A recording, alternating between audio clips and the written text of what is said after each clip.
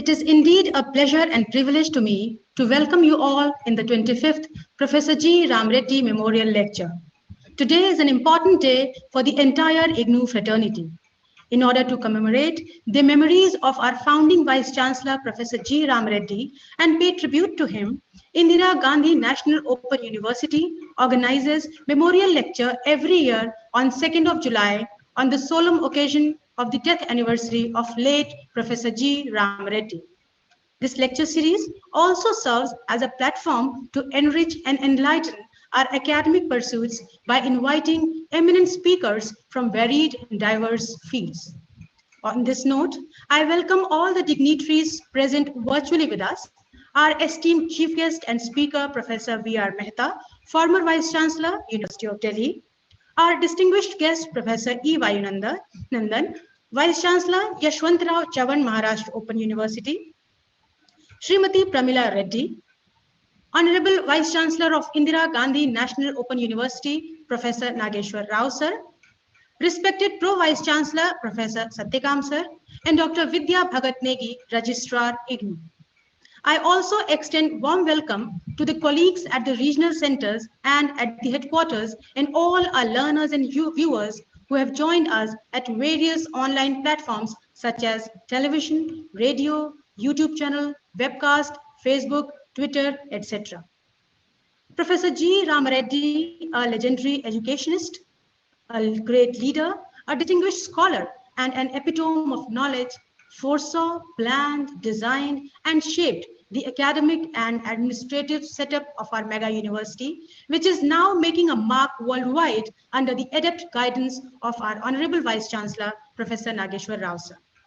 Professor ji Ram Reddy स्मृति व्याख्यान हमारी बौद्धिक और अकादमिक विरासत को जानने का माध्यम है, हमारी अपनी जड़ों को पलटकर देखने का, देखकर सीखने का, मनन करने का और आगे बढ़ते जाने का माध्यम है। आज का 25वां प्रोफेसर जी राम रेड्डी स्मृति व्याख्यान इसी श्रृंखला की एक अगली कड़ी है। हमारी संस्कृति में किसी अकादमिक कार्यक्रम का शुभारंभ कुछ खास रीति रिवाजों से करने का चलन रहा है। ये रीतियां हमारे मन के भावों को दर्शाने का माध्यम होती हैं। दीप प्रज्वलन हमारी उसी सांस्कृतिक धरोहर का एक हिस्सा है। मैं professor Uma Kanjilal, director COE IGNOU और उनकी टीम से अनुरोध करती हूं कि दीप प्रज्वलन की प्रक्रिया को संपन्न कराएं। शुभम करोति कल्याणम आरोग्यम धन संपदा शत्रुबुद्धि विनाशाय दीपा ज्योति नमस्तुते। समृद्धि, शुभकामना, स्वास्थ्य और प्रकाश के प्रतीक दीप को मेरा नमन। हम सब यही कामना करते हैं कि दीपक के इस प्रकाश की भांति हमारे विश्वविद्यालय की ख्याति, प्रसिद्धि और समृद्धि चारों ओर फैले और हम नित विकास के पथ पर अग्रसर हों।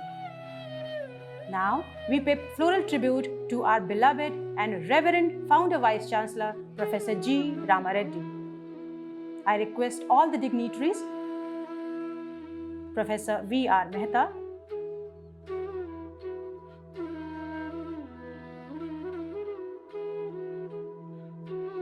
Professor E. Vayunandan,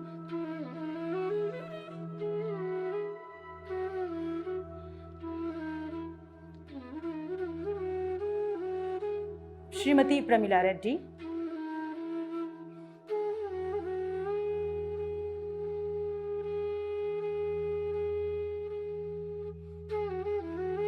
our Vice Chancellor, Professor Nageshwar Rao sir,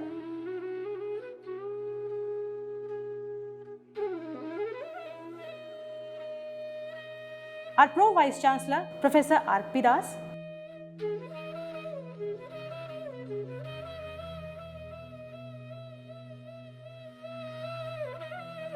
our Pro Vice Chancellor, Professor Satyakam,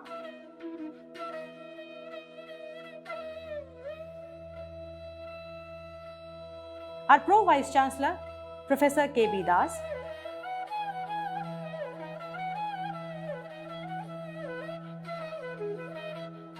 and our Registrar, Dr. V.B. Negi, to pay floral tribute to Professor G. Rama Reddy.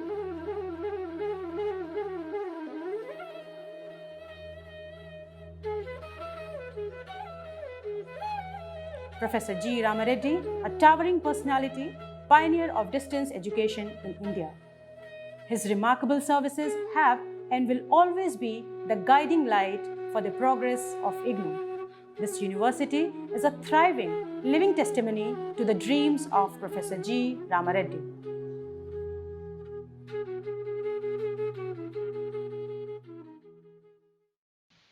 Thank you all. I would now request our Pro Vice Chancellor, Professor Satyakam Sir, to deliver his welcome address, please.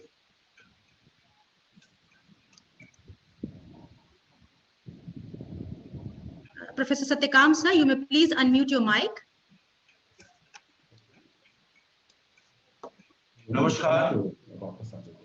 आज हमारे विश्वविद्यालय इंदिरा गांधी राष्ट्रीय मुक्त विश्वविद्यालय के लिए ये बहुत ही महत्वपूर्ण और पुण्य दिवस है। हम इस दिवस पर हर वर्ष 2 जुलाई को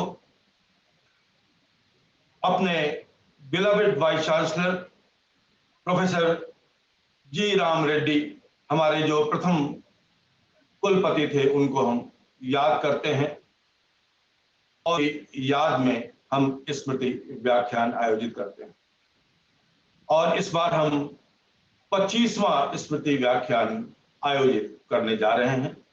यह हमारे लिए बहुत ही गर्व का विषय है और मैं अपने को बहुत सौभाग्यशाली मानता हूं कि मुझे इस अवसर पर सभी अतिथियों का स्वागत करने का मौका दिया गया है। आज के मुख्य अतिथि प्रोफेसर ब्रजेंद्र राज मेहता जी, विशिष्ट अतिथि प्रोफेसर ई वायुनंदन, आदरणीय श्रीमती प्रमिला रेड्डी जी, हमारे कुलपति professor Nageshwar Rao ji, समकुलपति professor RP दास, प्रोफेसर केवी दास, कुल सचिव doctor Negi, director COE professor Uma Kanjilal, director of the schools, HODs, क्षेत्रीय केंद्रों के सभी क्षेत्रीय निदेशक, सभी शिक्षकगण, अधिकारीगण, कर्मचारी, साथियों, विद्यार्थियों और इस कार्यक्रम को विभिन्न माध्यमों से सुन और देख रहे तमाम श्रोता और दर्शक। जब मैंने इस विश्वविद्यालय को ज्वाइन किया 1988 में, तो मेरी ये खुशनसीबी है कि मेरी नियुक्ति प्रोफेसर जी रेड्डी के हाथों हुई। और जब मैंने इस विश्वविद्यालय को ज्वाइन किया और जब उनको देखा तो उनका जो व्यक्तित्व था, उस व्यक्तित्व से हम सभी अभिभूत, उनकी कार्यशैली, और जब भी वे मंच पर आते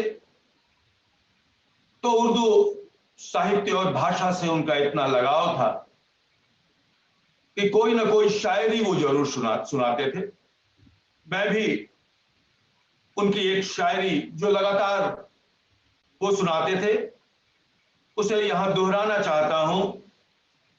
मिटी नहीं है तारीकियां जमाने की, नए चराग जलाओ की रोशनी कम है।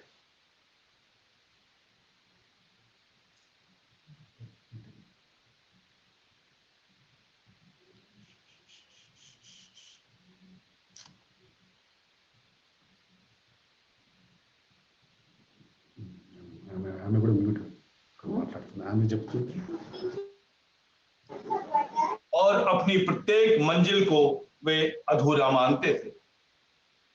एक मंजिल पाने के बाद दूसरी मंजिल, दूसरी मंजिल पाने के बाद तीसरी मंजिल।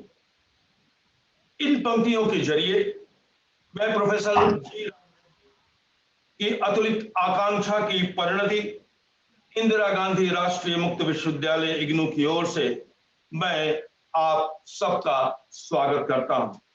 आज दूर दूर होकर भी हम कितने पास हैं। इस डिजिटल दौर में हम कह सकते हैं कि प्रोफेसर रेड्डी ने जो सपना देखा था और ज्यादा से ज्यादा चिराग जलाने की बात की थी, आज इस मुश्किल घड़ी में वह साकार हो रहा है। आज सब कुछ दूरस्थ है पर पास पास है। आज प्रोफेसर जी राम रेड्डी की स्मृति व्याख्यानमाला की यह 25वीं कड़ी है। यह विश्वविद्यालय प्रोफेसर जी राम रेड्डी के अरमानों का नतीजा है, उनका कर्मफल है। इस अवसर पर हम उन्हें बहुत याद करते हैं और हम खास तौर पर याद तो करते हैं पर वे हमारे दिल में बसे। आज हम भाग्यशाली हैं, सौभाग्य है हमारा कि हमारे बीच आज प्रोफेसर VR मेहता जी उपस्थित हैं। उन्होंने हमारा न्योता स्वीकार किया और इस 25वें जी राम रेड्डी स्मृति व्याख्यान देने का अनुरोध हमारा स्वीकार किया। हम उनके अनुग्रहीत हैं, इससे हमारी गरिमा बढ़ी है। आप जो व्याख्यान आज देने जा रहे हैं, हम सब आपके इस गरिमापूर्ण और विद्वतापूर्ण व्याख्यान को सुनने के लिए लालायित हैं। सर, आपको मेरा बहुत बहुत प्रणाम मेरी ओर से और इंदिरा गांधी राष्ट्रीय मुक्त विश्वविद्यालय की ओर से। आपका इस व्याख्यान माला में मुख्य अतिथि के रूप में और मुख्य वक्ता के रूप में उपस्थित होने के लिए बहुत बहुत स्वागत। Professor E Vayunandan, professor E Vayunandan हमारे विश्वविद्यालय के हैं। अभी वे यशवंतराव चौहान खुला विश्वविद्यालय के कुलगुरु, उनके विश्वविद्यालय में कुलपति को कुलगुरु कहा जाता है और वे बड़े सक्षम प्रशासक हैं, सक्षम अकादमिक हैं और इग्नू के हर दिल के चहेते हैं। अपने ही घर में हम आपका अभिनंदन करते हैं वायुनंदन। वायुनंदन का अभिनंदन करते हुए हमें बहुत खुशी हो रही है। आदरणीय श्रीमती प्रमिला रेड्डी जी, मैं हृदय तल से आपका और आपके सारे परिवार का स्वागत करता हूं। आपकी प्रेरणा हमारे लिए हमेशा फलदायक होती है और मैं कुछ तेलुगु में आपसे निवेदन करने जा रहा हूं। 25 प्रोफेसर जी राम रेड्डी स्मारक उपन्यासम संदर्भंगा मीकु स्वागतम। मी उपस्थिति मरेयु आशीर्वादमुलु माकु अमूल्यम। Your presence and blessing is very important to us. आदरणीय प्रोफेसर नागेश्वर राव जो हमारे कुलपति हैं, वे हमेशा हमारे लिए एक मुखिया के रूप में हमारा मार्गदर्शन करते हैं।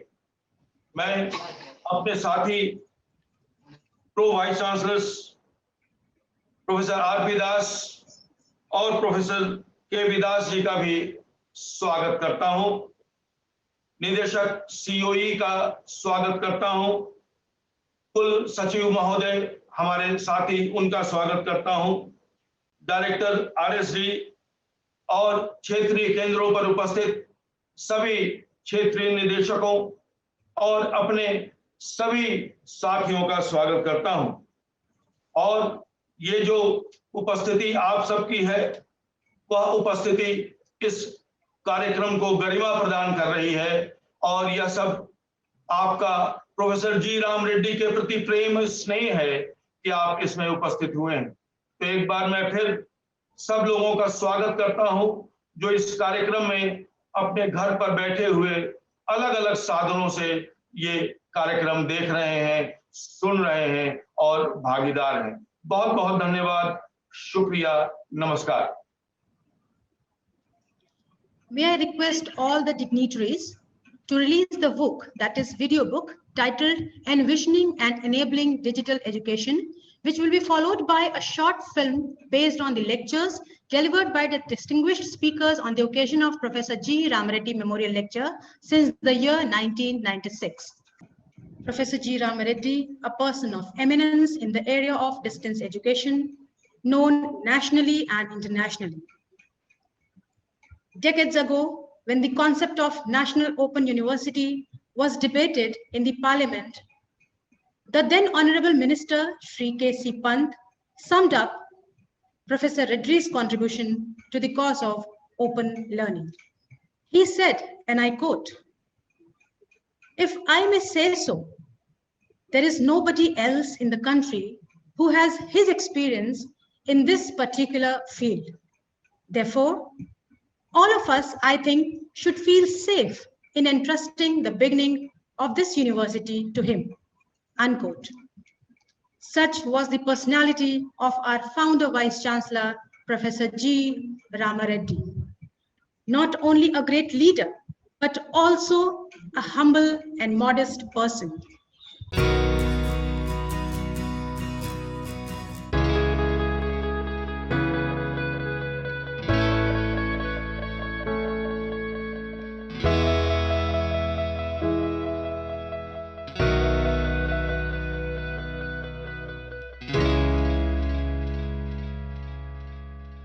I was also struggling with the educational media research centers, which I later converted into education multimedia. Both Professor Reddy and I share the enthusiasm in fulfilling the mission and vision of providing higher education to greater number of people, regardless of age, sex, religion, socio-economic status, and previous educational attainment through a distant mode provided by Open University. Distance education has now reached the mainstream of education across both developed and developing nations. Computers has bridged the physical distance in the teaching learning situation. Open and distance education often produce a much richer and more effective learning environment than the lecture-based mass higher education typical of most large universities. Essentially, the information revolution is identified as knowledge-based. The very word informational in the phrase informational age connotes this. But is this age entitled to be called knowledge-based? Why? Because open universities and distance education have transformed the meaning of accessibility to university and made it a living reality. And so the beneficiaries are not only the legion of graduates, but also the community of nations. A glance at the career graph of Professor Ram Reddy very clearly shows that his contribution has been both fundamental and extensive. This India, if it has to lead and not follow, then it has to be an innovative India.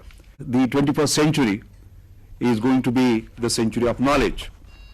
And indeed, nations which have developed mastery in the production of knowledge, its dissemination, its conversion into wealth and social good, and its protection, have assumed a leadership position in the world today. Space through the Indian remote sensing satellites, Indian national satellites for communication, and a launch vehicle system which really meets the total national needs. Several academic institutions are participating with the Indian Space Research Organization in developing cutting edge of technologies in related to spacecrafts or the launch vehicles or applications. Distance mode perfected by IGNOU and being offered for every other subject. Therefore, taking account of the increasing demand for legal education, it will be important for IGNOU because it owes a responsibility to the society to convince the Bar Council, if necessary, the Government of India, and get on to professional legal education as I suggested. But one does need interaction, and one does need some way of going back and forth between the intimate and the cosmic. Ram Reddy spent so much of his passion and effort. He really created something fantastic and magnificent. The cause of education so much, but to serve the purpose of national development. The education should be linked to the development process. The key role the education plays is often not recognized. Time in 1985, when Prime Minister Rajiv Gandhi inaugurated IGNOU, I was then a member of the Prime Minister's Secretariat. So I can recall the enthusiasm and the hope that was at that time associated with the setting up of this distance learning university.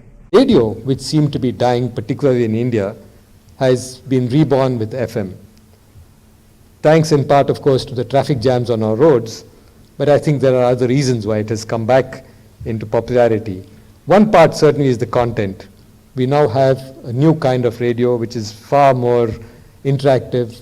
It's chatty, it's conversational, it's interactive, and this undoubtedly helped bring about its revival. Universities, not only Ayurveda, but all systems, all types of knowledge, including mathematics, metaphysics, they were all taught. Of a state policy which states that the state shall take steps to organize village panchayats and endow them with such powers and authorities as may be necessary to enable them to function as unit of self-governance. Which every university should be able to do virtual classrooms. We in JNT University, Hyderabad, we experimented because remote areas, which are rural areas, shortage of power, lectures from the urban area, that will be more useful for them. That's why virtual classroom we need to put into every place so that students will be able to learn much better. And one of the aspirations of Professor Ram Reddy was to take the education to unreached people, particularly workers, farmers, and common people. Countries must achieve if they are to see sustainable economic development. As governments and policymakers in the Commonwealth seek to expand the reach of higher education and to cut costs, they are investing in open universities. No degree would cost roughly 1/3 of what it would take to put a graduate through a campus institution. If we look at this study from the National Knowledge Commission, the British Open University costs half of what a student would pay at a campus institution. I was also struggling with the educational media research centers, which I later converted into education multimedia research center, what is happening. And somehow G. Ram Reddy liked the way I was talking about the future of India. And that was all.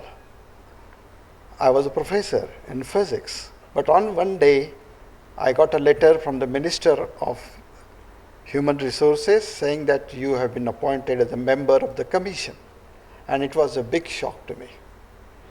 I knew Professor Ram Reddy both as a friend of the family. He was a close associate of my father. In fact, one of the gentlemen in that film we just saw was my father. He was my first boss. As Vice Chancellor of the Usmania University, he gave me my first job as a lecturer in the Department of Economics. Ram Reddy Garu happens to be our teacher. He was my role model. When I was studying my MA in Usmania University, he was on the faculty. And all his steps, his research, publications, building of the institutions, and his contribution multiple ways, that has really not only impressed us, motivated us, inspired us, and what I am today, certainly a major portion goes to him. At the outset, I would like to pay my heartfelt tributes to the visionary man, Professor Ram Reddy, about which seminal contributions in the field of education, which has been elaborated in detail. What is the vision of education for New India? What kind of education we require? What kind of education this country requires? You can see this institution, this kind of the institution. The entire world are taking a digital communication. You can talk here to your own, every day you can talk to anyone, anywhere in the world. You can feel just you are talking just like talking to a teacher.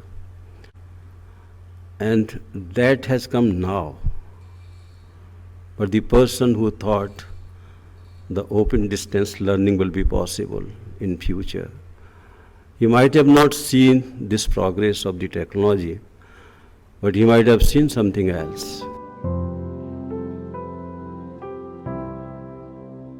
I would request our Vice Chancellor, Professor Nageshwar Rao sir, to invite Professor E. Vayunandan to deliver his address.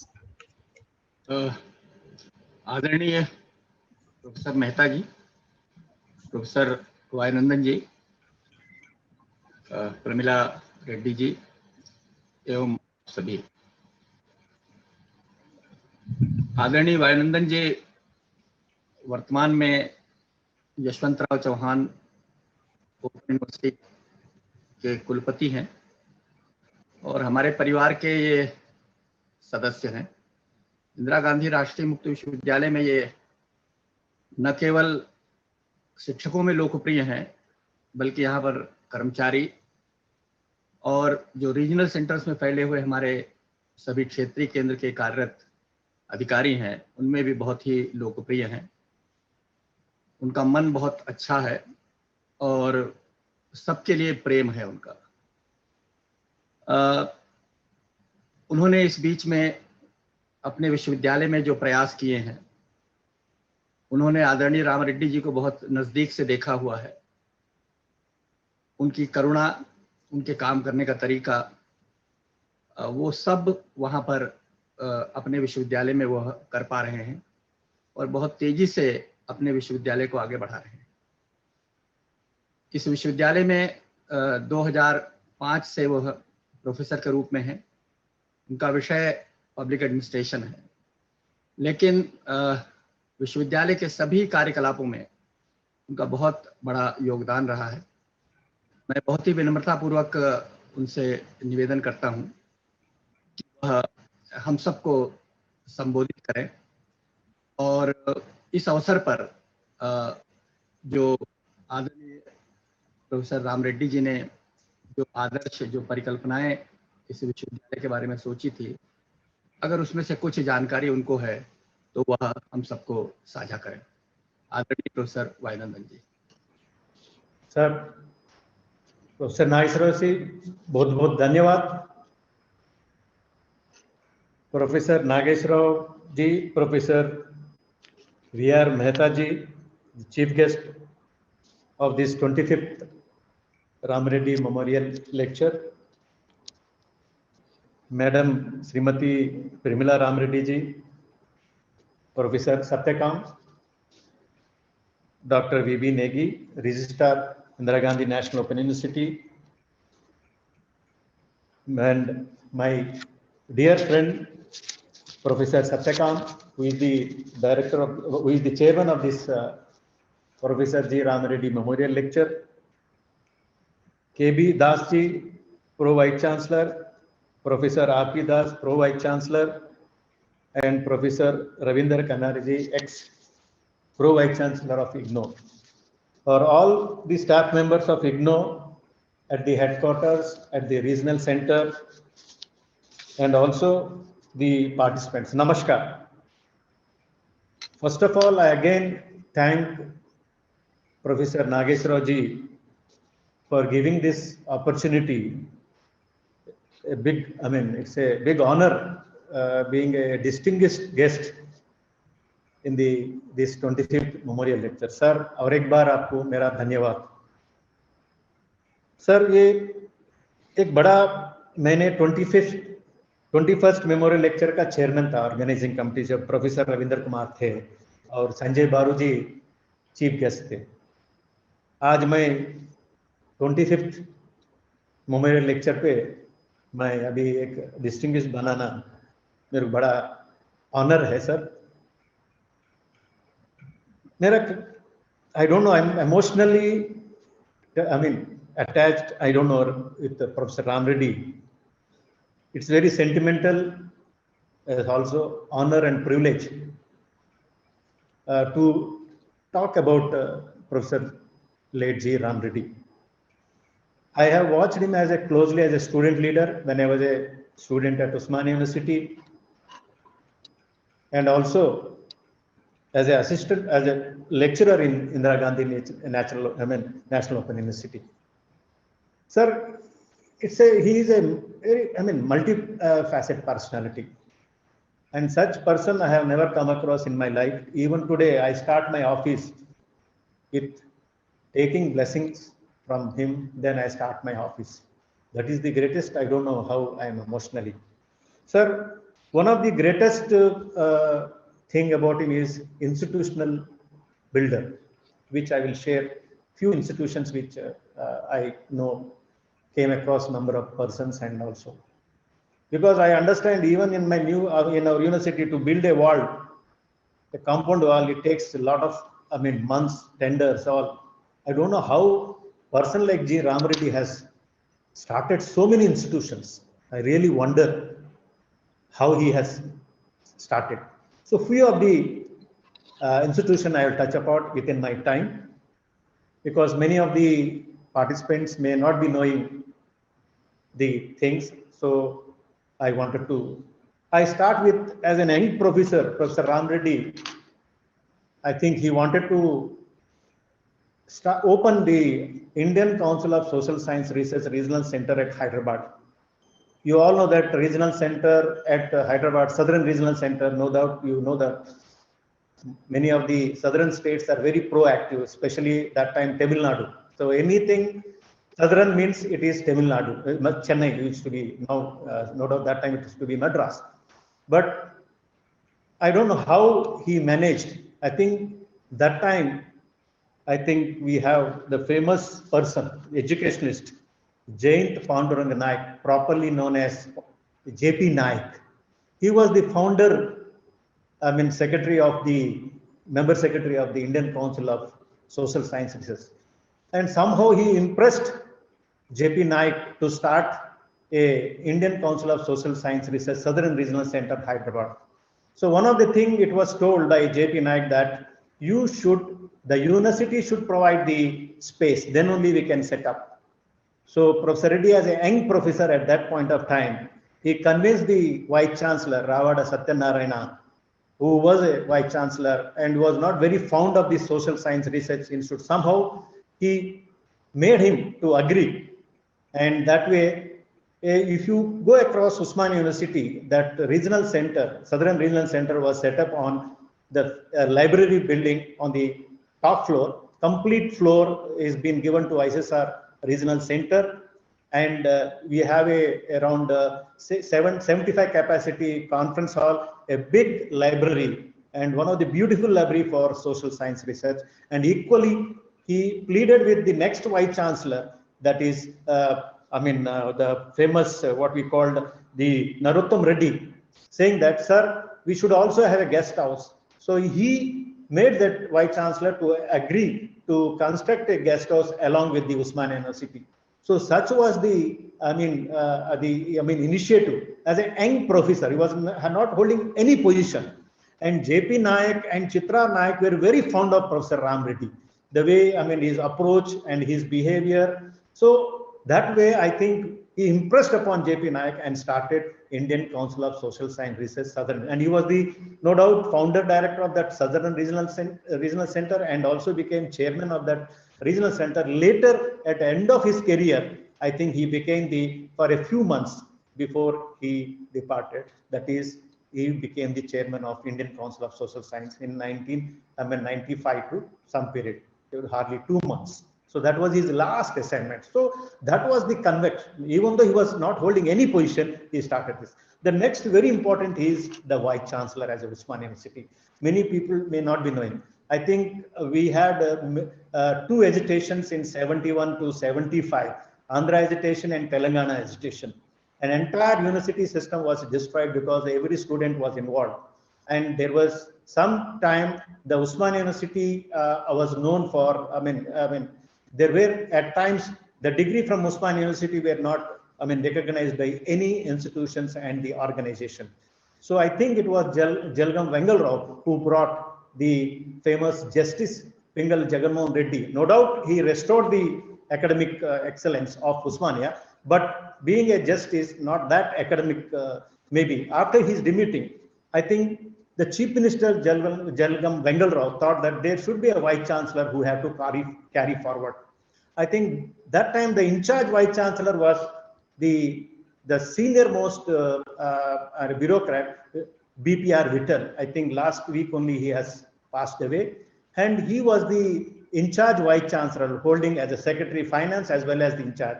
So he was told by the then Chief Minister Jalgam Vengal Rao to find out a suitable person who can take forward this Usmania University. And I think BPR Vittal personally told me that when I met for him in regarding Ram Reddy, he told that he met all the factions in Usmania University and he found consensus in Ram Reddy's name.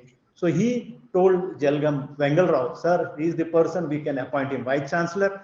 Then someone who was sitting with Jalgam Vengal Rao told him, sir, is too young to be a Vice Chancellor. Then I think it was BPR Vittal who said, no, sir, V.R.K. Rao also become at that same age as a Delhi University Vice Chancellor. I think there is no harm in appointing as the Vice Chancellor. And Vengal Rao told him that immediately appoint him as a Vice Chancellor. Then BPR Vittal told him, not, sir, I am a Finance Secretary. It is the duty of the Educational Secretary. So that is how Ram Reddy became the Vice Chancellor, a consensus candidate to be Vice Chancellor in Usmania University. So that was the great, which I think he started his career as a Vice Chancellor, as a young, Vice Chancellor around 47 and 48 years. Then another very important thing which we come across, I think, is the Center for Economic and Social Studies. I think our IGNOU Regional Center for some time was there in that center. So when you ask for how this center, because BPR Vittal being an economics background, and he told Professor Reddy that we should start a Center for Economic and Social Studies in the lines of one from Chennai, which was started by the Malcolm Adiseshaya, known as Madras Institute of Development Studies, other by V.K.R.V. Rao, started in Bangalore, known as Institute for Social and Economic Change. So these are the basically think tank for helping the state as well as also evaluating the state schemes. So this idea came up, and Professor Reddy and BPR Vittal thought that we should convince the present Chief Minister so that we can set up this. And there should be also a space which should be told to the Vice Chancellor, the Chief Minister. And that time the Chief Minister was Mari Channa Reddy, Dr. Mari Channa Reddy. I hope V.R. Mehta ji also will remember him, because I think when he was the Vice Chancellor of Jodhpur University, I think the Chancellor was Mari Channa Reddy. I can understand. So convincing the Channa Reddy is a very difficult task. You all know that his style of functioning is different. But still, they discussed that a team will go to Channa Reddy and convince him to set up this institution.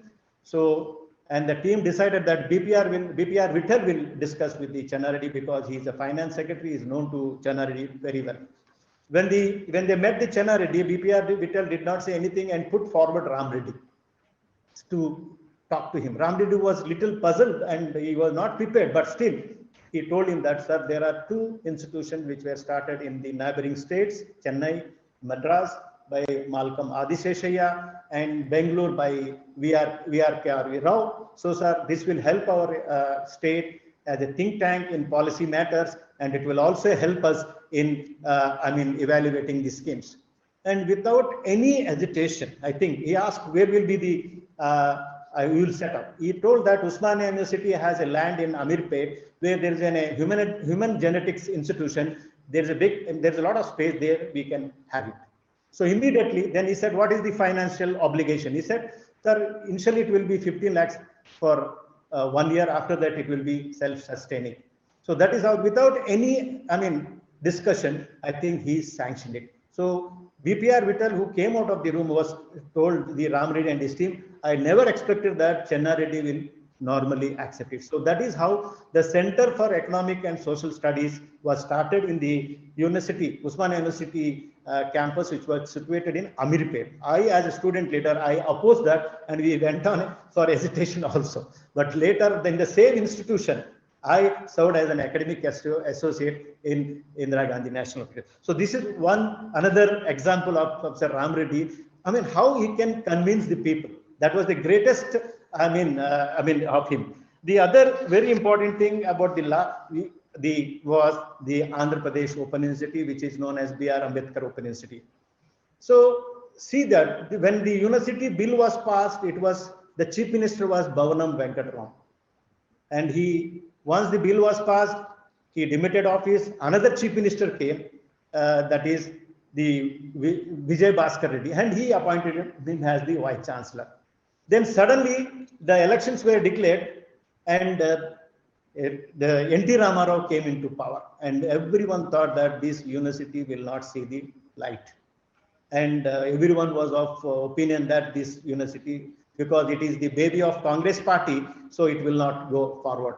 So, but the mission was given to Ram Reddy to convince N.T. Ramarao about the importance of Open University. I think you all know that, maybe many of you not know that N.T. Ramarao was, is a different person, very kind, more than Chenna Reddy. So, but Professor Reddy alone went to him and convinced him. And within 15 minutes, Chief Minister N.T. Ramarao, who just took over as Chief Minister, he was so convinced. He said, brother, you go forward. I think this university will be the role model for entire India. So that same thing now, I think that became a role model, and everywhere, every state has opened the Open University. So this is, see, the Chief Ministers, three Chief Ministers. So that was the greatest convincing ability Professor Reddy has.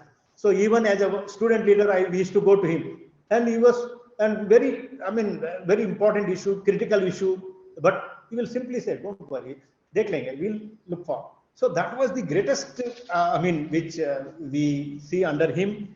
And no doubt after that, he went to, IGNO, and you all know that IGNO was set up. I need not tell about that. Then he became the chairman of UGC after, COL. COL also, I think that was a great, and when we invited to our first convocation, at that time, the Commonwealth Secretary General, Ramphal, he said that this person should not be confined to India. We need for him for African countries. African country needs a mass education. A person like him, because every African country was involved in, struggle in colonial, fighting against colonial. So we want this person. So that is how he took him for the COL. Professor Reddy was not at all interested, but he has to go because of that which he thought that the mass education should be provided. So that is what, and after a few, I think he back as a chairman. And one of the greatest contribution of the UGC was the NAC establishment. I think it was his, which I think the new education, that time National Policy and Education 1986, the program of action it was 1992, which made to establishment of NAC in his period as a chairman. It was established in 1994. So this is what I think, and he helped even Bangladesh Open University to be set up. And now you know that very popular now Bangladesh Open University. So this is what I think is the greatest institutional builder. So as a vice chancellor sitting in the chair, it is so difficult to, to run the already established university to build up a new infrastructure, and a person building so many institutions, it's a really great. So one thing one day he told me, when the Panchayat Raj bill was passed, amendment bill which was passed, Act 1992, 73rd and 74. He said, see, two things which near my heart. One is Panchayat Raj. People used to laugh at Ram Reddy के पास जा रहे क्या वो PhD पंचायती राज में करेंगे, दूसरा जगह रह नहीं रहता उनको पूरा पंचायती राज. So other is distance education. He said Panchayati Raj 73rd, 74th amendment, which we said it brought a rural government, administration at doorsteps. In the same way, ODL has brought education at doorsteps. These two things which I think it is a very satisfying, which I feel. One is Panchayati Raj, through 73rd and 74th Amendment. No doubt 74th is for urban local government and the other is ODL. Today, yes, the COVID situation, you all know that. Now people are saying the only hope is blended approach. We all know that we started this ODL. What we said, it is nothing but using of multimedia. What is multimedia? Print material integrated with audio, video cassettes. Then we jump to bandwidth provided by ISRO. Today, we are coming with online. So now COVID has shown entire world blended approach. So which is the vision of Professor Ram Reddy. So that way, I think it's a great, honor for me for this, on this occasion. I once again thank Professor Ram Reddy, Professor Nageshwaraji for giving this opportunity. So I shared few things. Now, I hope V.R. Mehtaji will, talk on the issue, which is the real part of this lecture. Thank you very much, sir. Thank you, Satyakam. Thank you once again, Nageshwaraji. Thank you very much. Thank you, Professor E. Vayanandan, sir, for taking time out to be with us, motivate us, and inspire us. May I now request our Vice Chancellor again to invite and introduce our Chief Guest and Speaker, Professor V.R. Mehta. It's an honor for me to invite Professor V.R. Mehta to deliver the Ram Reddy Memorial Lecture that is on online education in the age of the pandemic. Before I invite him, I would like to share his brief credentials before all of you. Professor V.R. Mehta is the chief mentor of the Foundation for Academic Excellence and Access. It was set up by him in the year 2001. The foundation has provided support in the form of scholarships to around 1,800 students. It has also fostered partnership with 22 colleges and has partner colleges all over the country for soft skills development of the marginalized students.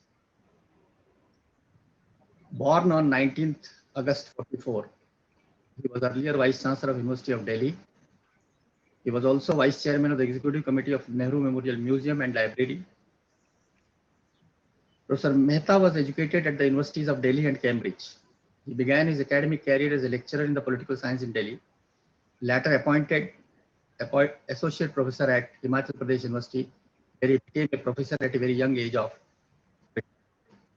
He also became Dean Faculty of Arts and Social Sciences and a member of the Executive Council of the Himachal Pradesh Open University.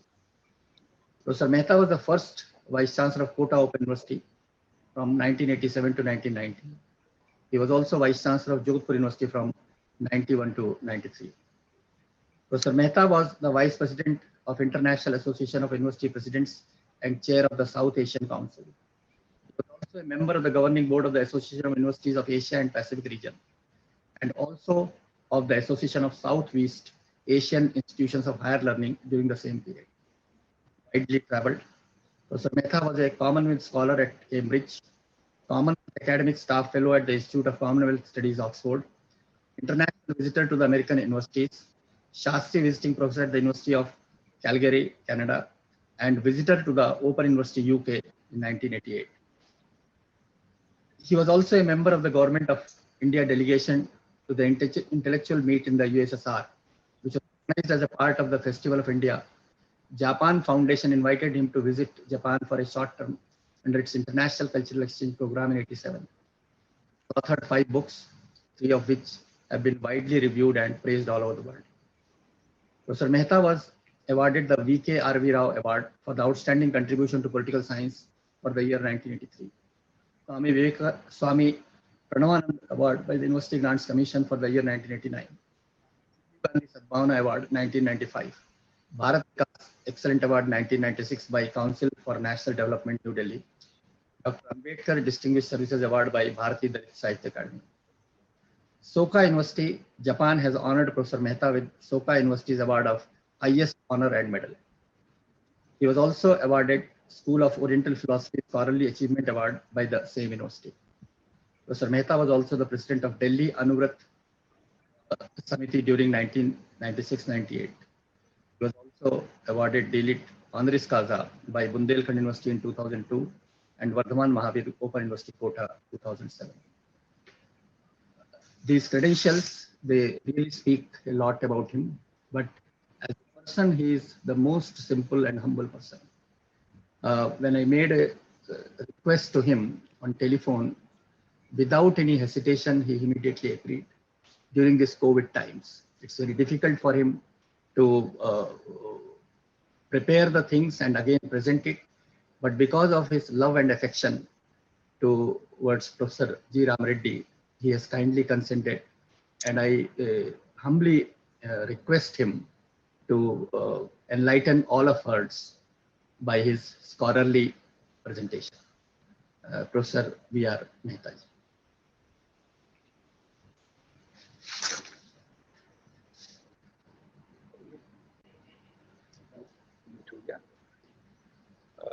Honorable Vice Chancellor of Indira Gandhi National Open University, Sir Ragesh Rao, Madam Pamela Reddy, my colleagues in Indira Gandhi National Open University, I still regard myself as a part of Open University fraternity.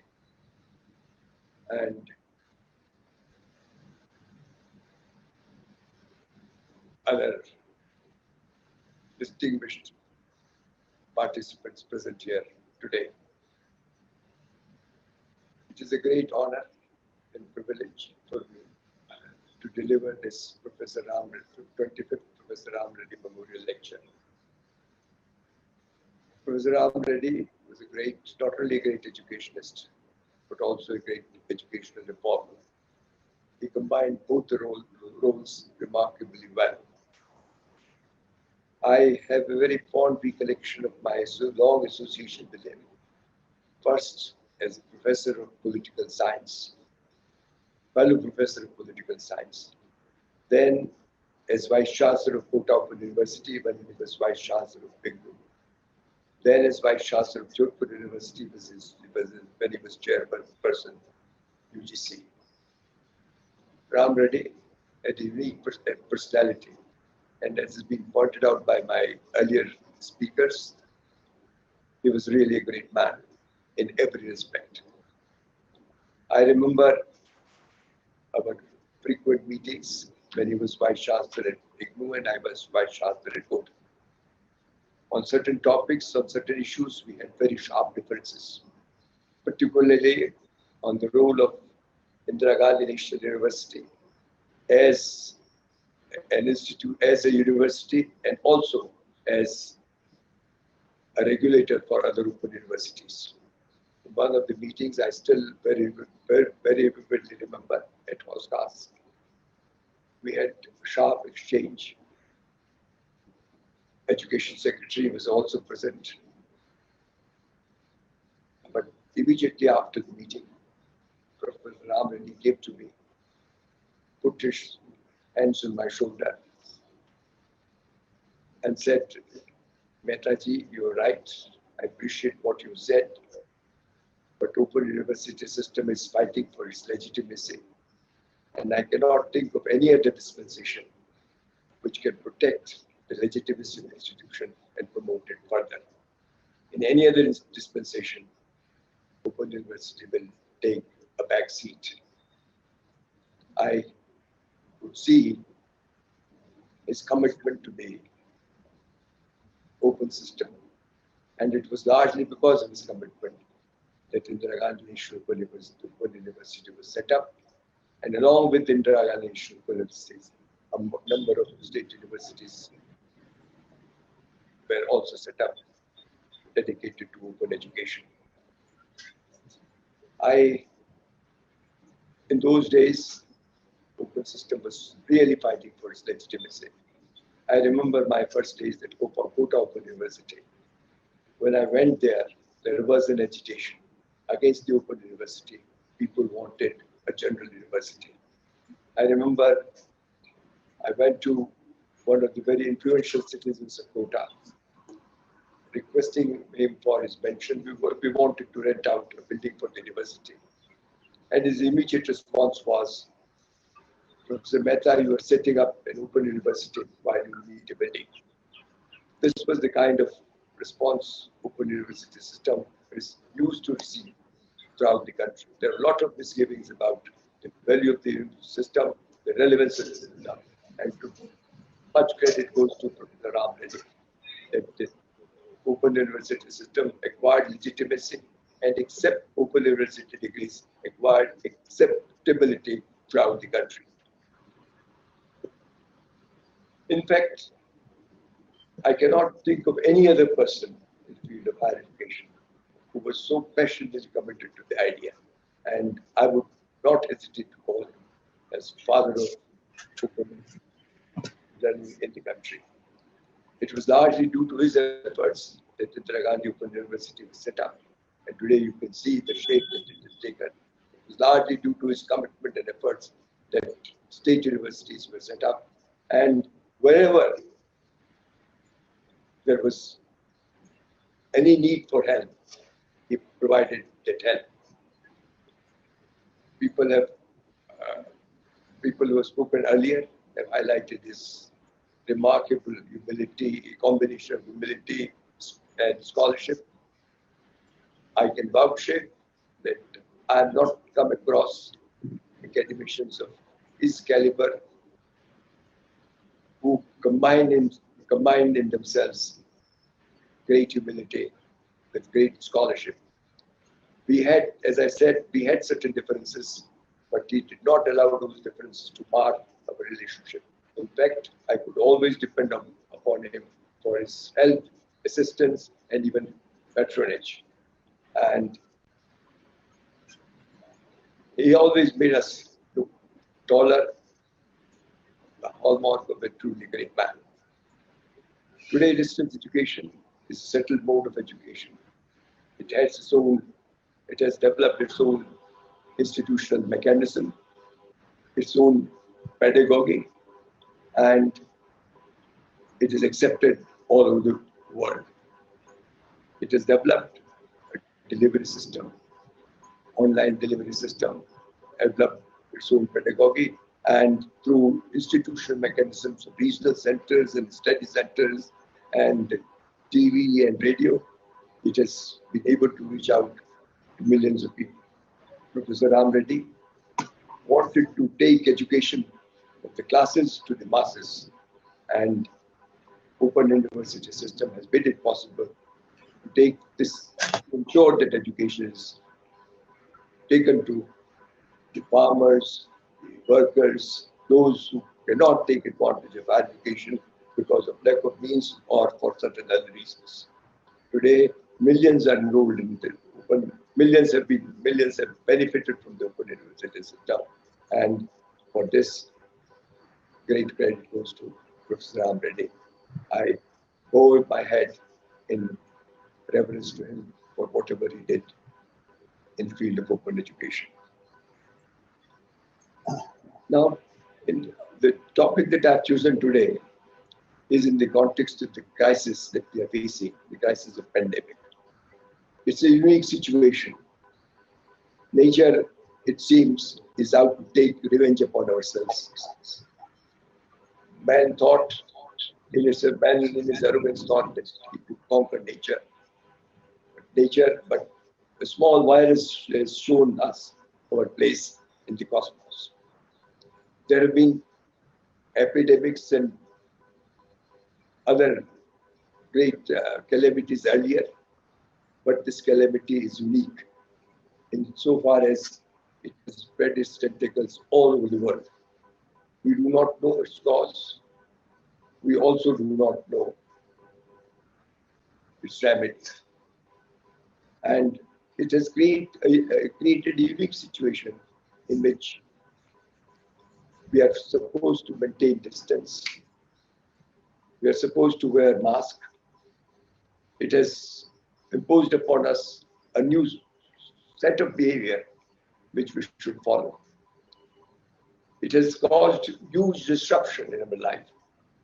And naturally, educational institutions have not been able to escape its adverse impact. It is estimated that around 340 million students are back home because of this. Universities and colleges and institutions have been closed here in this country and all over the world, especially in Europe and America. This situation has led us to ask or raise new questions. What kind of education is relevant? What kind of educational system is relevant in a situation like this? One answer is that distance education is important. It can deliver and it can help us in reaching out to the millions. There is absolutely no doubt about it. But when I think deeply about it, the whole thing, I have one feeling that distance education as we know it is important, but it needs to take into account the new circumstances so that we are able to deliver education in a far more effective way and create a system in which good education is possible. These students are back at home. They have been attending classes, they are back home. They need a kind of education which will compete with education in actual education in universities and colleges which they have been attending. Many institutions in India, like IITs, Bombay, Delhi, they've already announced that the next semester will be online. Universities across the globe, whether it is Harvard or Princeton or Stanford or Yale, they've also declared that education next semester, or maybe perhaps next year, is still undecided, will be online. So what kind of educational system should we have which can deliver knowledge to its participants effectively?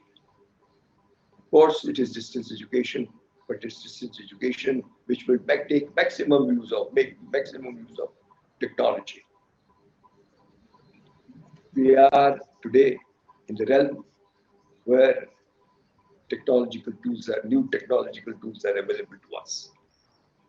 Whether it is in terms of digital technology, in terms of internet, in terms of MOOC, in terms of what is known as Zoom. I'm not very conversant with the latest technology. In fact, I must confess I'm technologically backward. But from whatever information I have been able to gather, I've been told that it is possible to replicate the atmosphere in the classes at home and give relevant education to the students. Now, what kind of education we are looking for? See, in the case of open system, you have been catering to students through printed material, to TV, to radio, and there has been interaction has been taking place with the students at study centers, research centers. But now, in the atmosphere of pandemic, regional centers, study centers, access to these centers are not possible. That kind of system is relevant, but perhaps is not functional at the moment. So what kind of system should we have so that we give good education to students? Whenever I think of good education, I think there are three things which education should cater to. Three objectives which education should cater to. Number one, acculturation of students. Number two, practical and theoretical knowledge, which will make students' life relevant to society and give them self-confidence. And third, development of analytical and critical spirit. Now let us see how can we provide good education to students so that all these three objectives are met in the age of pandemic. Let's begin with acculturation of students. One of the great objectives of the traditional conventional education is to socialize or initiate students in the culture and civilization of society. When students meet on the campuses, whether schools or colleges or universities, they begin to share in each other's dreams and anxieties. They begin to share in each other's hopes. And we develop a community life. In the age of pandemic, when we are supposed to put on masks, when we are supposed to keep social distance, and when we are supposed to adhere to various other kinds of social norms and behavior, where interaction, personal interaction is not possible, how do we create that sense of community through education? It's a big challenge, and educationists will have to find an answer, whether it is in terms of group learning, in terms of individual learning, into a close interaction between teachers and students, but we'll have to find a method through modern technology so that this interaction is possible. See, one of the great tragedies or great issue that is facing us is that when these students are located at remote places, isolated places, distant from each other, how do we enable them to communicate with each other, to develop a fellowship of hopes and aspirations, and enable them to create a sense of community?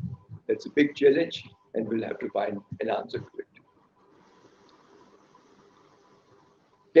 Can we devise a system through technology so that group life is possible? I'm not sure, but I'm sure technologists will be able to find a solution to this.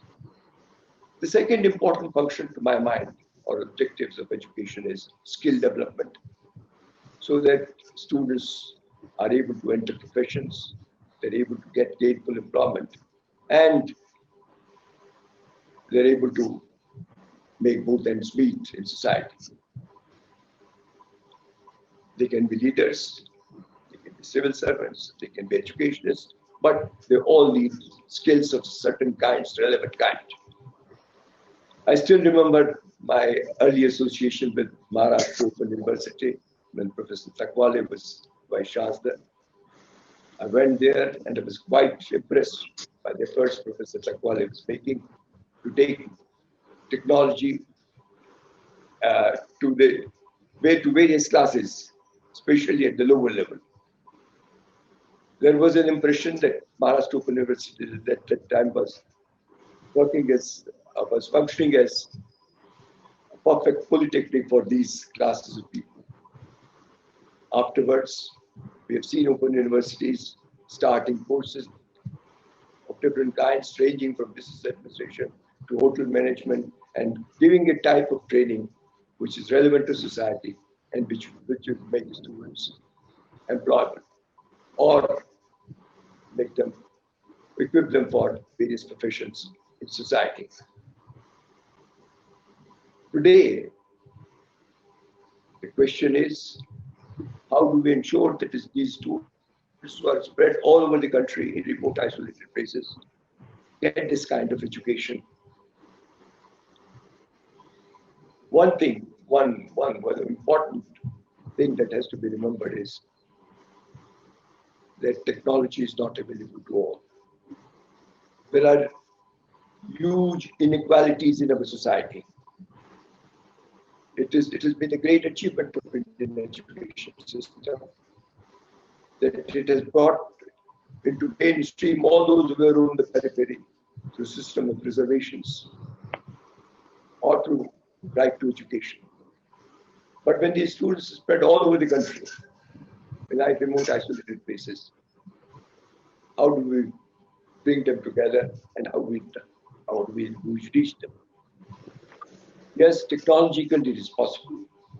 We have digital technology available today in terms of MOOCs and other things, in terms of MOOCs, internet, and smartphones, and other things.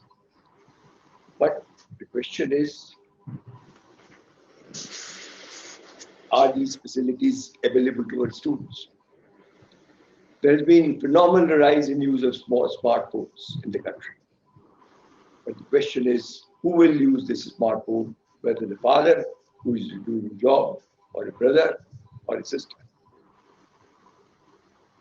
I am heading an NGO today which looks after the education of the poorest of the poor and yet the brightest students. When Professor Nageshwar Rao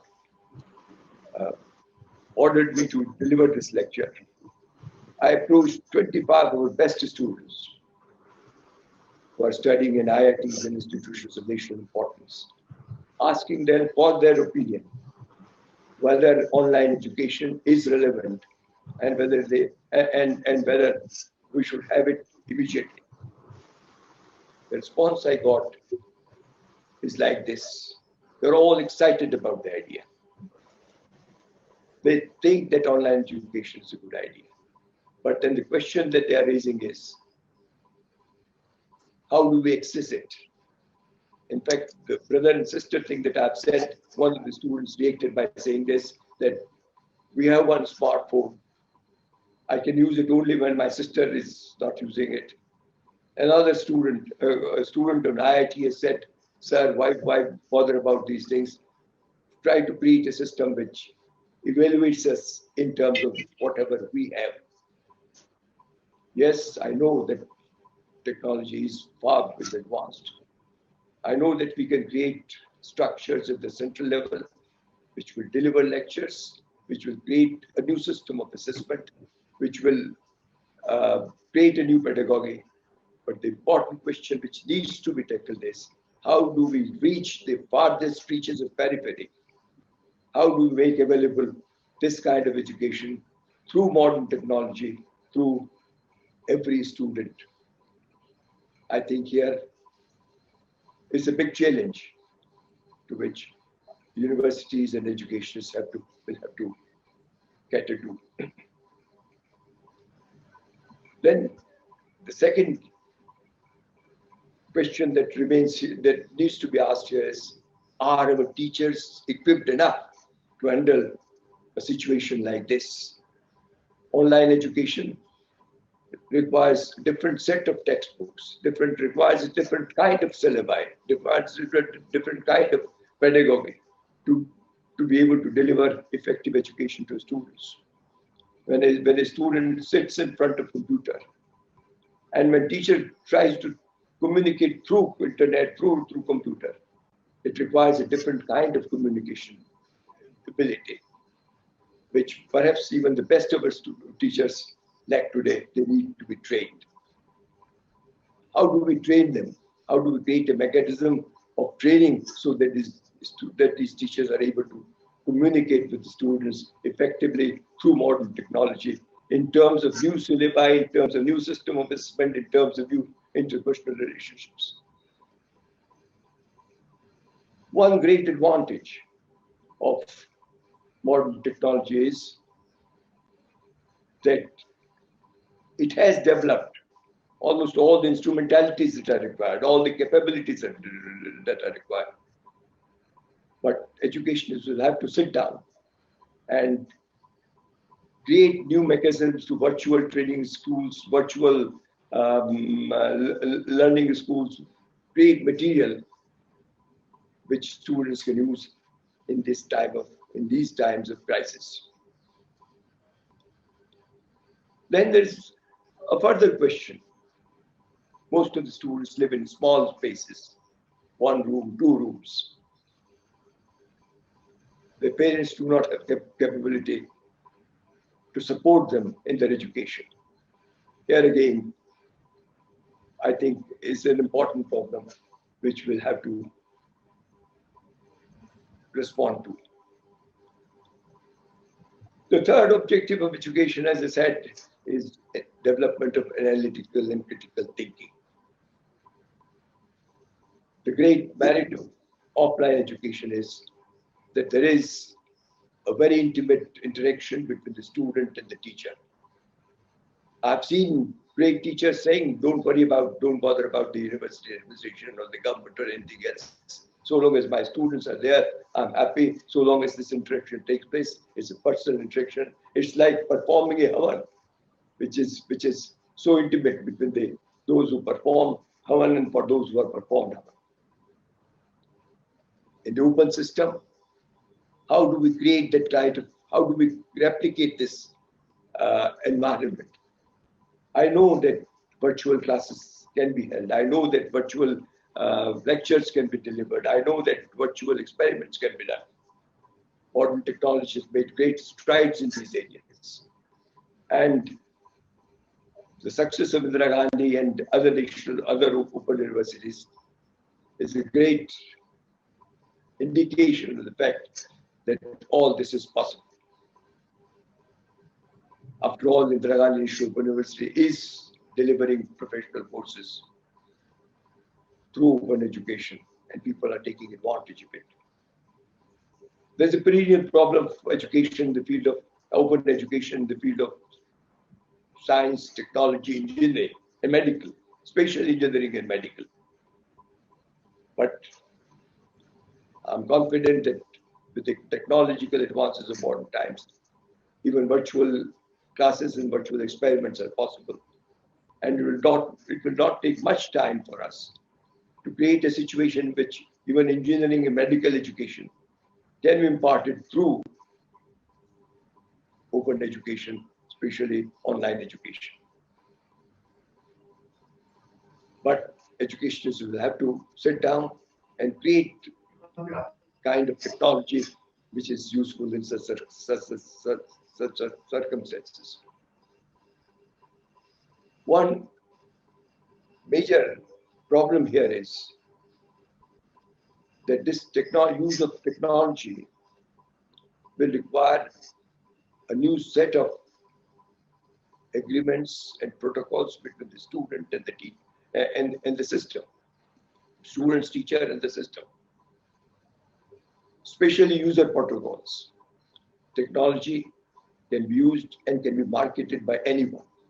How do we safeguard the privacy of the students, the privacy of the teacher, the rights of the students, the rights of teachers in some circumstances? We'll have to answer this question. Then secondly, there's a whole question of state surveillance. Today, with the help of technology, state can penetrate into each and every aspect of our life.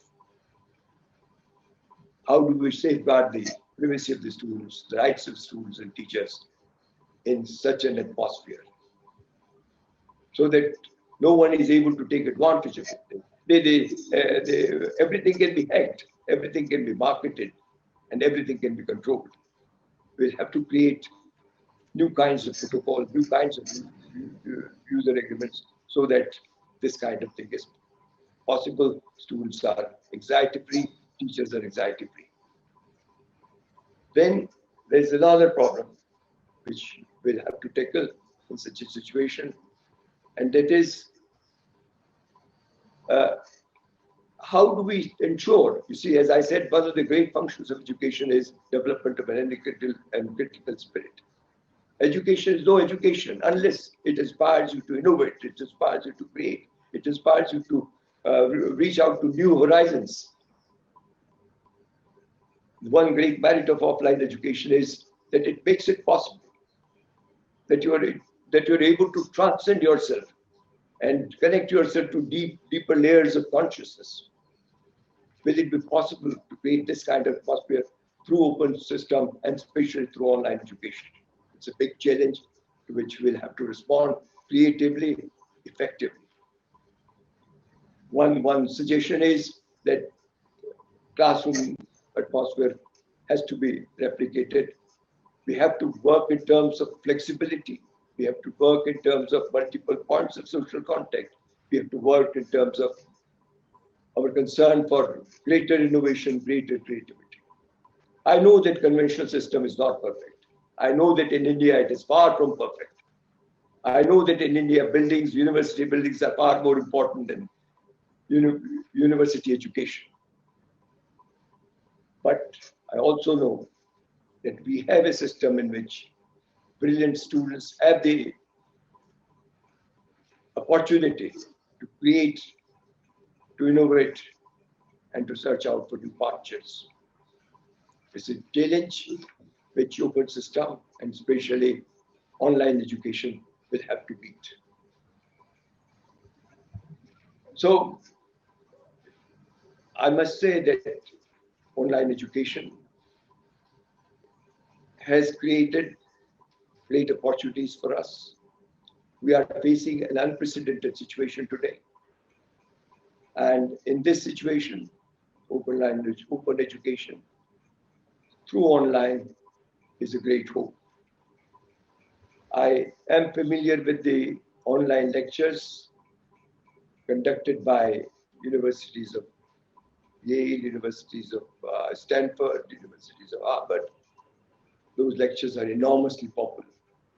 And they give us hope that yes, nothing is lost. Even in the age of pandemic, through online education, we can impart good education to students. But as I said earlier, we'll have to rethink about our syllabi. We'll have to rethink about the examination system. We'll have to connect new technology to new human aspirations. We'll have to find a balance between students' life at home and new technology and create an atmosphere of sense and create an atmosphere of sympathy or empathy in which students, teachers, and educational administration, they are all sympathetic to each other. Will require a new kind of governance in the university system. In fact, when the issue of governance comes, there is a fear that some of the less known universities will go out of existence because students would like to enroll themselves to the best universities. They would like to listen to the best teachers all over the world. And one great advantage of distance education is that you are able to access to the lectures of best teachers, whether it's your university or other universities or the best universities in the world. So there is a fear that tuition-based universities will go out and universities with large endowments or with great support will survive. But be that as it may, the important thing is that we have to create a big balance between technology and the needs of students, make the system more sensitive, more humanized, more holistic, so that students do not feel the stress of modern education. The pandemic situation, pandemic has created great anxiety and fear in our minds. I'm sure that we'll be able to find out some method to ensure that students are anxiety-free. I've referred to governance in the universities. Yes, governance will have to change. We'll have to create mechanisms to reach out to students, but we also require support, active support of the government for this, in terms of budget, in terms of making available modern equipment, especially laptops or iPads or whatever, I don't know, to students. We also require a loan scheme so that students can take advantage of modern technology for their education. Now, how this will be done, this remains to be seen. Lastly, see, one who has lived most of his life in conventional education. I'm not very sure whether online education can be a complete substitute for conventional education. But it's always better to travel in hope than to despair. Ram Reddy Sahib used to say that every offline education, every university has to become open university, and every open university has to imbibe some characteristics of a traditional university. Online education requires a new frontier. नए चिराग की खोज में पहले नए चिराग की खोज में हमको चलना है, and I'm sure under the leadership of Professor Nageshwar Rao, Indira Gandhi will try to develop a new system of structures and new pedagogy, which will provide more equitable, more holistic online education to students all over the world. Thank you. Thank you very much, sir.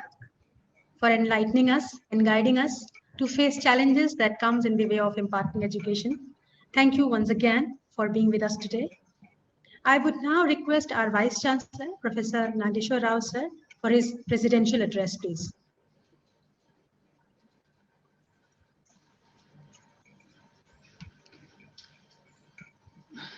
Every word which Professor Mehta has spoken to all of us is to be remembered by all of us.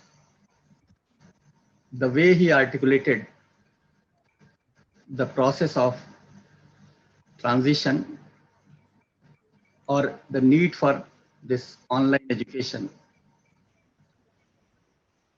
in the present context of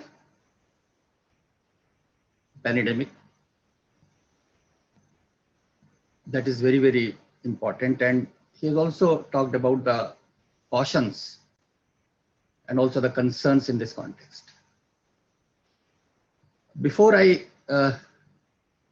say a few words on this occasion, first of all, I must pay my sincere tributes to Professor G. Ram Reddy, who is the founder, Vice Chancellor of this great university, and also the father of distance education, not only in India, but all over the globe also. I am also thankful to Professor Mehta ji, who is very kind enough to give us food for thought by delivering this useful and quite relevant contents. At this age, he initially agreed, and then even yesterday when I spoke to him, he said, "Don't worry, I am there." That has built me a lot of confidence. I am thankful to Professor Vayanandan ji. For him, I have to say only one word: please be with us. And he said yes. That is the kind of support which I got from him. My special respectful regards to Pramila Reddy ji, who always encouraged my submissions to her, especially when I said that I am going to have this memorial lecture on 2nd of July. She was feeling that under this COVID-19 situation, how this can be organized. She was quite supportive to all of us, and we all are indebted to her personally.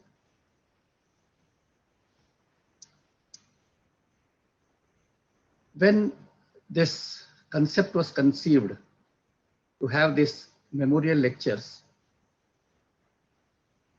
in the name of Professor G. Ram Reddy, we have started looking at the treasure which is with us.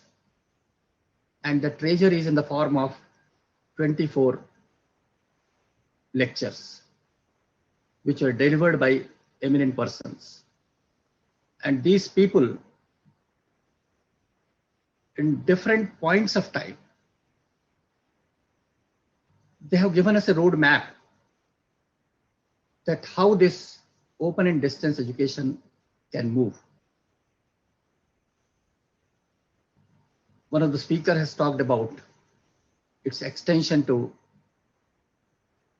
engineering programs, legals, agriculture, everywhere we can go for it. And we were doing it also.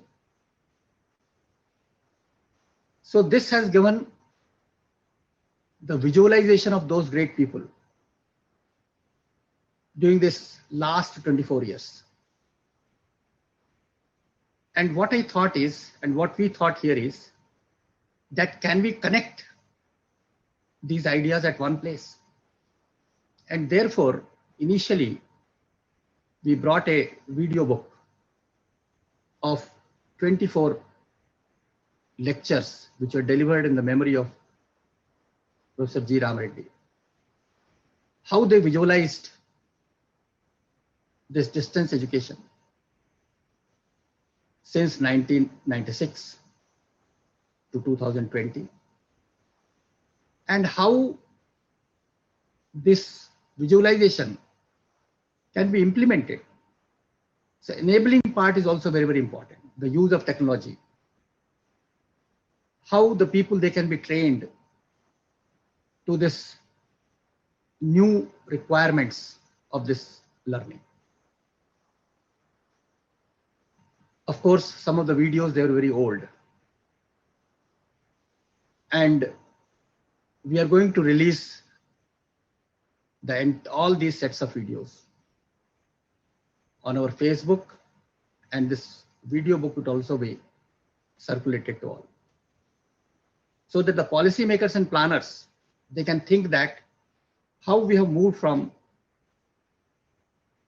the open and distance learning mode to this online education. And this idea has come to me once Professor Mehta has told that he would like to speak on online education. So that is ODL to online. This journey is from ODL to online.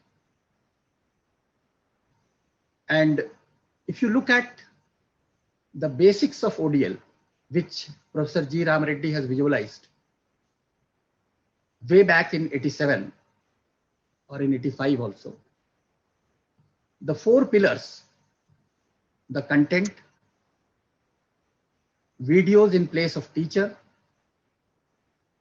the counseling in terms of mentoring, and fourthly, the evaluation. And when I speak, when I get the interaction from the experts today, they said that in online courses, you have to look at 4 things: content, videos, mentoring, and evaluation. The same thing is there.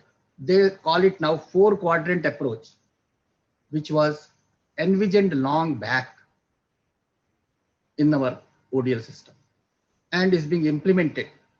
So therefore, this envisioning process of our great thinkers, people who have contributed with their words of wisdom during the last 24 years, that has given us a clear path. And that is why when this transformation was going on, our ODL people, they are the first one to take up this challenge. It was not a challenge for them. It is a routine activity for them. During this COVID-19 period, maybe I think from April 15 onwards, all my faculty members, all my people who are working at the regional centers, they started working. Instead of face-to-face counseling, they have gone for online counseling. They have gone for Facebook counseling. And I got the schedules which says that on a single day, all over the country, they have fixed up 500 counseling sessions. And every day I'm getting that schedules also. So it is not at headquarters. It is being spread all over the country. It is not the story of IGNOU. It is the story of all open universities which are functioning in the country. Facebook has become very, very popular. 2,000, 4,000, 6,000. I have not said a single teacher to come for the Facebook presentation of their lectures. Come to Janwani to deliver their thoughts, share their thoughts. But during this COVID-19 period, I am finding that no Facebook slot is free, no Janwani slot is free for the teachers. Teachers are still in the waiting line to finish up those things which they want to interact with the learners. It is the self-motivation of all the people who are concerned in this endeavor. And we find that especially in the ODL system, the extent of self-motivation is much, much more than we find elsewhere in other education systems. In March 2020, we got exemption from the online regulations. Then the COVID-19, it has come up. Before that, we were having only 3 online programs. Everything is closed during this period.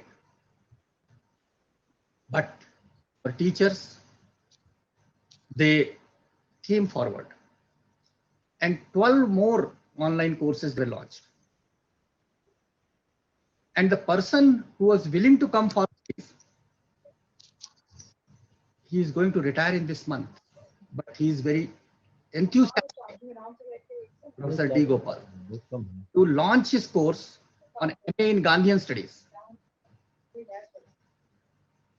School of Humility to launch a course in MA in Hindi. Never visualized that Hindi people, they would start thinking in terms of online education. PA Tourism, certificate in Library and Information Science, certificate in IT, Agriculture, so many areas. Tribal Studies, we are having 15 courses now online. So what it conveys, and one more thing regarding our Swayam platform, for which earlier we were having only 20 courses during the last 3 years. During this period of COVID-19, we could go for 44 new courses. And the response of the learners in our country, that during this month of June, 40,000 learners, they have already enrolled to these courses. 40,000 learners. And each individual teacher is trying to have their videos prepared. EMPC has come forward in a big way. Center for Online Learning has come up in a big way. And this movement towards online education, it is a spontaneous process of this entire ODL activity. Even the government of India is also thinking that there are 2 regulations earlier, ODL regulations 2017 and the online regulations 2018. They're in the process of integrating it. The integrated regulation was already being submitted to the UGC, and they have yet to announce it because the legal vetting, etc., they have to take place other things. So people are enthusiastic, learners are enthusiastic. The response of the learners through Facebook interactions, through Janvani, Gyan Darshan, our viewership, it has increased. Swayam Prabha channels, we are having 33 Swayam Prabha channels by the government of India. And out of those 34, 12 recently they have been earmarked for the class 1 to class 12. Now class 1 student will go for online education, free education, TV education. Teacher will be present, visible through this videos, through this digital media. So digital movement has come up in a big way. E-reservoirs have come up in a big way. Every institute is also having the e-reservoir. MHRD is also having a big portal, having all the e-contents of relevant courses. Besides this, during the period of last 6 to 7 months, we have gone for honors courses. 9 honors courses, they were launched in January 2020. And all these honors courses, they were very popular. BA Economics honors, BCom, BA Hindi honors, BA English honors, BA History honors, BA Political Science honors, BA Public Administration honors. So we see that honors courses, they have become very, very popular. 9 courses they were launched. Recently, we have gone for, during this COVID-19 period, MA Sanskrit, which was not with us in IGNOU. During this COVID-19, our people, they have come forward with the proposal to launch MA Sanskrit, quite popular. And there was a national need and national aspiration also to have this sort of program. And we were trying for it, and ultimately we could have it. So there is a zeal, and specifically during this COVID-19 period, we have found that our own people, they are moving forward in a big way.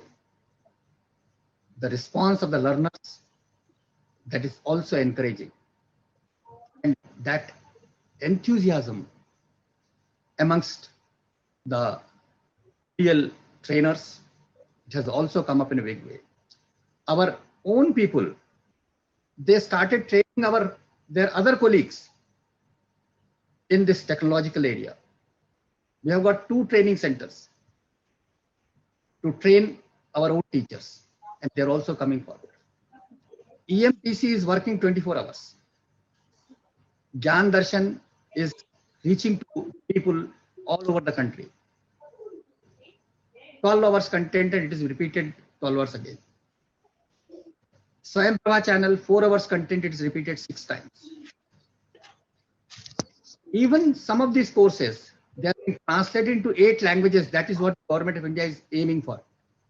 So once 8 languages will be there, the reach to all those people to whom right now we are not in a position to interact, or for whom the teaching, the learning may not be easier.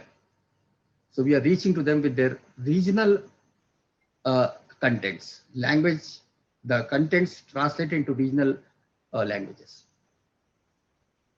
So there is a movement, and therefore the 25 lectures which we are getting on this great occasion, Silver Jubilee year for this G. Ram Reddy Memorial Lecture, it's a great treasure to all of us.